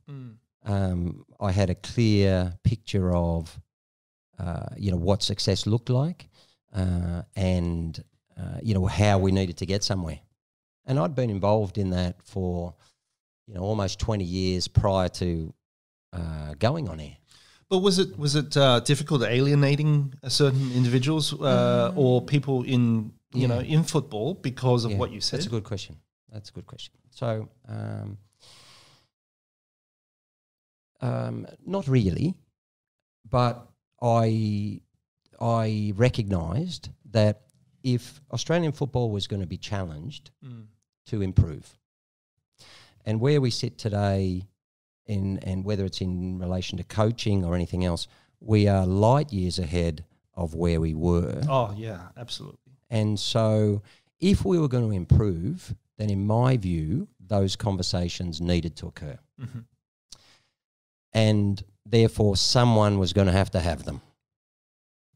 And I am someone that I don't mind being that person. And it didn't matter to me what the effect was in any other respect other than where that was going to get the game. That's why I say that's what... So you did it for the greater good of the game just because the conversation needed to be had, right? So one of the roles of former players, particularly those who are in broadcasting, is to hold people in positions of authority, whether that's Soccer Australia, Football Federation Australia, national coaches, or anyone else that you think is appropriate, to hold them to account for the people who follow the teams or the people who play the game. And if the media don't do that, then no one does it. That's actually the job of the media. Sure. I happen to think that it's a particular responsibility of former players, because it's former players who don't really care in that sense. So in other words, so the way I did the job on SBS was never to keep the job. The way I did the job was what I thought was going to be in the interests of advancing the game in every respect. Okay. And I never was concerned about agreement or disagreement. What I was concerned about was, what do I think that the game needs at this time? And we all, of course, have a different view on that. That's the beauty of football. Yeah. But my responsibility was, and still is today, to talk publicly about the game, about Football Federation Australia, or about coaches, or about anyone else, in a way that is to the benefit of the game. And I think we actually need more of that. And part of the SBS, one of the interesting parts about SBS is that SBS was always very different. And it's not because it was so kind of loud. It was just that it was so unique. Yeah. So in other words, if SBS existed in Italy or in Germany or someone else, it would just be part of the media landscape. But it was just quite, well, it was rare. In fact, it was unique in Australia. Yeah. Because as you identified, it is a small game, and, you know, relationships mean a lot, you know. But that was never my primary concern. Sure. So, you know, you obviously had your allies in Johnny Warren and Les Murray. That must have been really hard when they both passed away at respective years. How did you take especially Les passing away in 2017? Yeah, so Johnny, I knew from when I was a kid. I went when I was 12 years old to his football camp in the outskirts of Canberra. Right, he used to have this beautiful merino wool farm, and he designed the old warehouse to accommodate bunks and so on. And so every holidays he would have these massive football camps, hundreds of kids, And so I went down and so I got to know him at an early age. Subsequently, I worked with him, but for only a few years before he passed away. And he was a very special football person, on the global scale. And it was right that he was recognised with the FIFA Centenary Medal, because within this country, he was probably the most important voice that, there's ever been. Sure. So that was wonderful just before he passed away. I saw a photo of it the other day, and it was a nice reminder of the fact that FIFA had at least acknowledged him. Yeah. Les was different because Les didn't pass away for another 10 years. And, we'd been working closely through that entire time. Yeah. And Les and I were, in many respects, kind of the living testament to what football's about. Because, we go back to cultures again. Football's all about cultures. Sure. Like Australia. He was this kid out of the country who was Anglo with a, asylum-seeking refugee Hungarian who was, many years my senior, several decades my senior. And yet we connected as though we were the same people. Sure. And we believed in very similar things, almost identical. Yeah. And we fed off each other and, and fed, the same emotion and passion that drove the job. And the job was to try and advance Australian football through whatever means that we thought were appropriate. And we both believed in that very deeply. And both at, we didn't expect everyone to agree with the way, what that meant, the way that manifested, but we didn't care. We just believed, we believed in the game and what we thought the game could achieve. So he must have been, pretty heartbreaking when he passed away, losing someone who is essentially, your advocate as well as, an advocate of his. Did that take a toll on you with your work? Well, look, I don't know if he was my advocate. He was my colleague. Advocate for pushing football. Oh, well, yes, that's true. He's my ally, and so we were very aligned in what we wanted to see for the game. Look, that was really difficult because, I was extremely close to him. I was very close to his partner, Cida, who's a beautiful Brazilian lady who looked after him in his later life, and, we're very close today. I was there when he passed away. I was there that morning, so then, we had to organise the state funeral. We had to organise all of that, and everything, in relation to his partner and all of these things. So, it was horrible time, because the game misses him, and everyone misses him. I mean, he's just a rare. Those two were very, very rare, and they found each other and they created something very, very special. And in some respects we were able to continue it on, but that team of Johnny and Les is historically just an incredibly important team during a time that, needed advocacy. Absolutely. Arguably the game probably still does today, but at that time it was about actually bringing it to Australia, whereas now Australia gets the game. It's just about actually creating structures to make it more prominent, more successful. And our own culture of it. That's true. Yeah. Whereas they were just trying to get it in front of Australia. Sure. They were trying to overcome this sense of marginalisation. They were trying to overcome this... Wogball. They were trying to overcome Wogball. And of course you had Johnny, who, like me, was Anglo, and then you had Les, the Hungarian. And so they were a beautiful team for that. because Johnny could speak to broader Australia, and Les could speak very much to the game, but also to them, as a proud Hungarian Australian who so deeply loved this game, but was a deeply respected broadcaster. He crossed the different areas and I think brought some of it together in people's mind that, well, this guy is respectable. So, and he's saying this game is respectable, so what are we missing here? Maybe there's something we're missing. And that was what that whole era was about, was trying to bridge the gap for the game. Well, I think they did an amazing job. And you've obviously continued on that work. Look, we're getting a little bit closer to time. And lastly, I wanted to talk to you about, obviously, you spoke about organising his state funeral. Obviously, that would have taken some emotional toll as well as mental toll. But recently, you've also embarked on another big organisational effort in saving Hakeem. And that would have taken an absolute physical and mental toll on you. This is someone that you've never met when you started doing this. And you really believed in, obviously you're very passionate and you're very passionate about multiculturalism and doing the right thing. So it wasn't a surprise that, I saw you leading the charge on this to try and save Hakeem.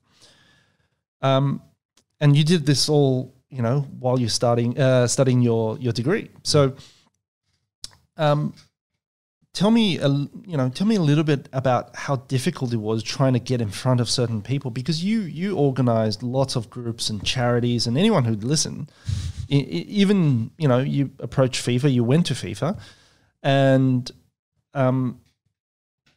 you had your house watched. So this must have taken, a big personal toll, as well as never wavering from that. So, tell me a bit about that. That must have been an experience in itself. Yeah, that was. Spending time in human rights and having studied it, you realise that there's a concept of human rights defenders. And that's people around the world who speak out or stand up for the human rights of others. And there's special position for them in international law, special protection, so that governments around the world are encouraged to protect these people because they're so important. So I'm aware that there's many human rights defenders around the world in Russia. You imagine advocating for LGBTI people and rights in Russia, okay? Or Hakeem's a good example. Sure. Pro-democracy in Bahrain. They get incarcerated and tortured. So, we always have to have perspective because, the fact that people were outside my home, monitoring my home and so on during that campaign, it pales by comparison. But to my experiences up to that time, well, those things are life-changing, because you see a different side of society. You experience a very different emotion, different intensity, and you go through something that is incredibly dynamic. What I found in there is athletes like to be in control. We like to plan career, plan training, plan games, and control. The great saying in sport is, control what you can control. Yes. Right? And then, of course, the result is uncertain. And during the game, things can happen. But you are generally playing to a game plan. What I found within that campaign was just this sense of complete lack of control, because this was completely new and this was incredibly intense. And we had, what we genuinely believed and still do was a young man's life on the line.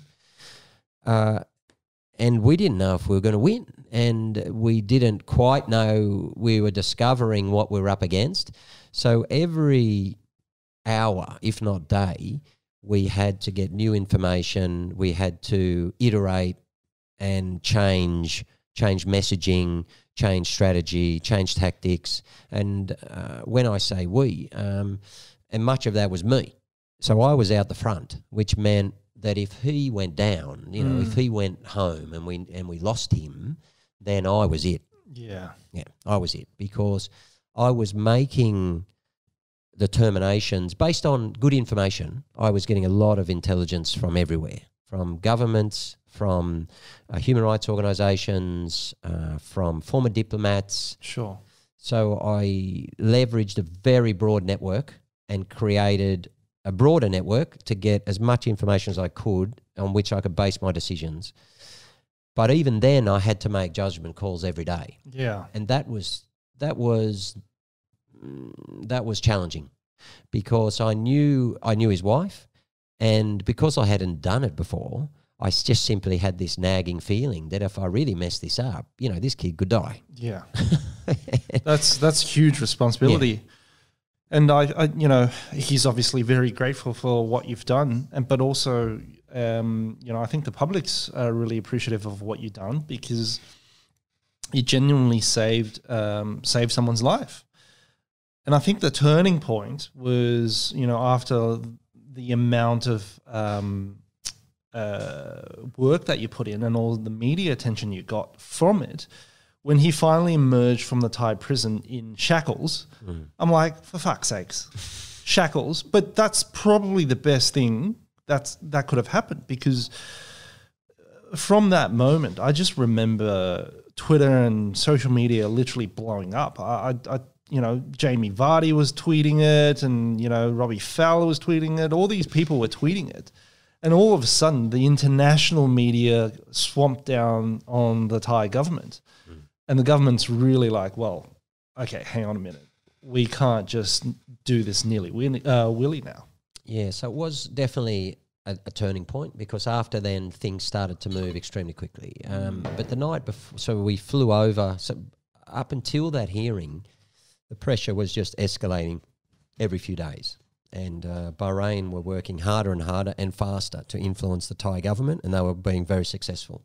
So they essentially had rushed him into court, and they brought his case forward, and that was worrying. So I got on a plane, and I was extremely worried that this court case was about him actually being returned. You know, they had to decide one way or the other. Either we're going to capitulate to Australia in this campaign, and we're going to have to find a way out of this. And of course, diplomatically, we were working behind the scenes to try with the Australian government, the ambassador and the consulate, to give them options out. Okay, so it was never about just a public campaign. We were trying to provide solutions between all of the different countries for him to actually be released in a way that was palatable to Thailand. So, well, the public media shitstorm that hit after he got out of prison, I think that gave the Thai government an out, right? I mean, all this international pressure on Thailand, they're not going to just say, okay, we're going to happily ship this person back now. That's true. That's one reason why it was important, because it gave them the opportunity to say to Bahrain, listen, we can't do this. So the night before we went there, and we convened with some people, advocates, Amnesty and others in the hotel in Bangkok. And one of the young guys who worked for the Asia Pacific Refugee Rights Network, a lovely guy, he said, "Oh, and just be prepared tomorrow, because he might come in shackles. Typically, they bring the prisoners in shackles." And I said to him, "What do you mean, like handcuffs? Is that what you're talking about?" And he said, "No, shackles on the feet." I said, "What, like the slaves? Yeah, like hundreds of years ago?" And he said, "Yeah, I said, "That they still do that here?" He said, "Yeah." And I said, "Well, okay. So let's make sure that we go early the next morning." And we had a few of us, there's 4 or 5 of us there. What time does it start? 8:30 or something. Okay, we need to be there by 7. And let's make sure that your phones are charged. Everyone have the phones. Because if they bring him in shackles, we're going to film it and we're going to stream it live. Yeah. Okay, because that's a big moment. And so what you're saying is right. And in one sense, I thought, how horrible. In the other sense, I thought, gee, I hope they really do that, because that could be important.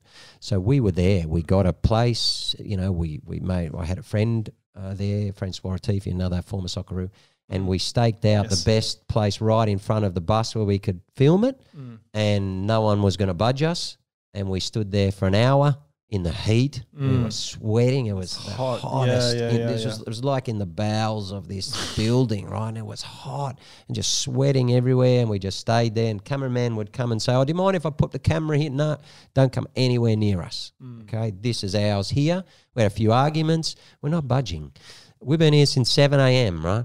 And all we had the phones ready. And as soon as, and then someone said, "Look, they've come around the corner." We had someone placed at the end of the thing to tell us. Yeah. So he's coming, so he's only like 50 metres away, and we got the phones ready and started filming. And in the end, it was lucky for him that they did that, because it went out and it allowed, and then with some excellent diplomatic work behind the scenes from our consulate, Thailand were eventually moved to say to Bahrain, "You guys need to pull out." Okay, so instead of Thailand saying, "Well, you can have him back, Australia," it was never going to happen. What they flew over, the foreign minister flew to Bahrain, and we had a sense it was happening. But as soon as I saw that the foreign Thai minister was in Bahrain speaking to the royal family, it's gotten then we know. Yeah, sure. Okay, looks like it's happening, but you don't want to hope. Of course not. And so those kind of 48 hours were just the most awful. Oh, I bet. On the phone to his wife constantly, and people close to him, and it was just. And anyway, then I got a call from the Australian government a couple of hours before saying, "Look, we think, just keep to yourself, but we think that's going to happen tonight. We think that he's going to be let out." And I said, "Oh, wow." That must have been a relief. Well, it was about, I think from memory, I don't know, it was in the book, but I think it was a couple of hours, and I just remember sitting with my wife in the living room at home, and we just basically didn't move. She just got a cup of tea or a cup of this, and I just sat there. I just couldn't move. I couldn't go anywhere. It's almost too big to contemplate. Yeah. It's a very odd feeling, but it's if they let him out, this is going to happen. But if they don't, and he goes that way, we've come this far. We're almost there. And then, I started getting text from some of the journalists. The news got out in Bangkok. They were saying, "Oh, we're just hearing that the court has ruled that he can go and that he's left the prison." And then, of course, he got his mobile phone back, and he sent a message, and we knew that he was out. Of course, the problem then was he had to get from the prison to the airport, and he had to still get on the plane. So everyone, including the Australian government, we were all saying, "Look, until there's wheels up, until we see him with a picture in his seat off the ground, then he's not out. Anything can happen." And we got one of the advocates to go to buy a ticket and get on the plane with him to protect him. Sure. And he took a photo of him and sent it to us just as they were taxiing and about to take off. And that's the moment when we knew, that it had happened. And you said you felt for the first time that you were emotionally and physically drained. Yeah, that the intensity of that, I'm not sure that I'd like to go through again. But having said that, those 77 days, it was in 77 days, and I probably got involved after about 10 days or something. So probably just over 2 months. The intensity of it was something, when you feel that someone's life is on the line, that's something that you're not going to experience very often in your life. Most people just don't go there.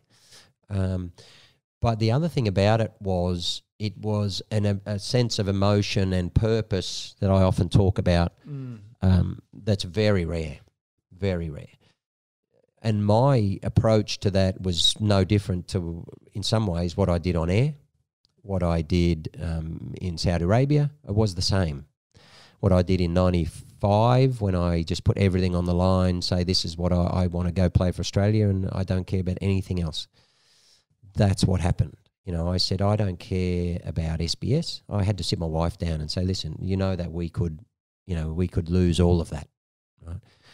Because SBS is a government organisation and I'm going to have to advocate aggressively against the government here. As it happened, I ended up working very closely with the government, but nevertheless, it's sensitive. And I said, well, we could lose all that and that's going to have some implications for all of us, but this is important. We have to do it. And, you know, she was in tears, but, you know, she said, look, yeah, I understand. And she said, look, you know, you have a habit of doing this from time to time, you know. That is, you know, and that's been basically a marriage. She said, you know, every 5 years you sit me down and say, okay, everything's going to have to go on the line here. And we're going to throw everything up in the air. And she said, you know, when are you going to stop that? But that's probably true, but that's what happened. And so we said, and so it's very rare in life that you actually are in those situations where something is so important that nothing else really matters. And you are prepared to go to the ends of the earth to save this kid. Now, I mean, you know, we should all be doing that for everyone who's in trouble every day. For whatever reason, that's what happened in that case. And so I was prepared to go to the Olympics. I was prepared to go to FIFA. I mean, I sent a tweet from Bangkok and told FIFA that I was on the way. I didn't ask for a meeting. I said, I'll be there in 48 hours. And I'm going to hold a press conference on your doorstep, or you're going to meet with me, and the choice is yours. And so when you have that level of determination, it's firstly it's a feeling that's quite inspiring in many ways. You know, really, that level of purpose is really what life's about. But it's also, you know, there's a lot of apprehension because it can go many different ways. But that's the beauty. You know, we went to do something really important and we pulled it off. But I always thought that, you know, Bahrain were going to have to do something very, very special to beat us, because we had many things on our side. We had, you know, I had 20 years experience in the media. Yeah. And I had 20 years experience in player rights, which meant I knew FIFA. I knew governing bodies of football. I knew the game that he was constrained in. And it was the royal family of Bahrain in football that was the problem for him. So I knew the context he was caught in almost better than anyone. And I had also a set of media skills to bring and just run a campaign out of nothing. Sure. And we had, you know, sport coming alongside, and we had actors, and we had, you know, and so as tense as it was and as uncertain as it was, you know, I don't think really there was any way that Bahrain were going to beat us. And you definitely didn't let them, and you definitely did the right thing for, you know, lots of us. I don't know about the Bahraini royal family, but for us at least, you know, you fought for what's right, and I think Hakeem is really grateful for that, because not many people can stand up and fight for someone like that. And the other thing about it is it's just about human rights. So in other words, we didn't politicise it. Whilst he was a refugee, that was important because they're more vulnerable than anyone else. You know, they lack a state. They don't have, you know, state protections. You know, often they have countries like Bahrain trying to refoul them. But ultimately it was just about a human being in trouble. And that's the most powerful thing that there is. When others say we're going to put aside our own daily, you know, constraints of existence and just go fight for someone. And subsequent to that, you know, I've then gone to try and help refugees more broadly, you know, those that Australia has trapped offshore and onshore as well, and other causes, which is just the same. And that, in the end, is what I think sport's about. Yeah, and I'm always at pains to say working in football is really important. But it's only important, it's not life-saving, except to the extent that sport wants to live up to its social responsibility. Yeah. And during Save Hakeem, sport, not just football, led by football, but sport in Australia and around the world, it lived up to its social responsibility. It said we are not, as an industry and as a game or as a collective, we are not going to allow this to occur to another human being. Sure.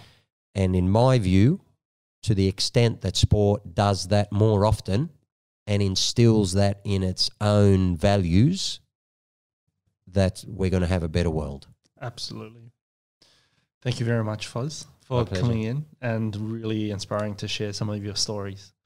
Now you can reach Craig on Twitter and you can see lots of the things that he's still doing with SBS, but of course, obviously, no longer full time there. So we very much look forward to what you have upcoming in the future. So thank you very much for speaking, and we'll see you soon. Will do. Thank you.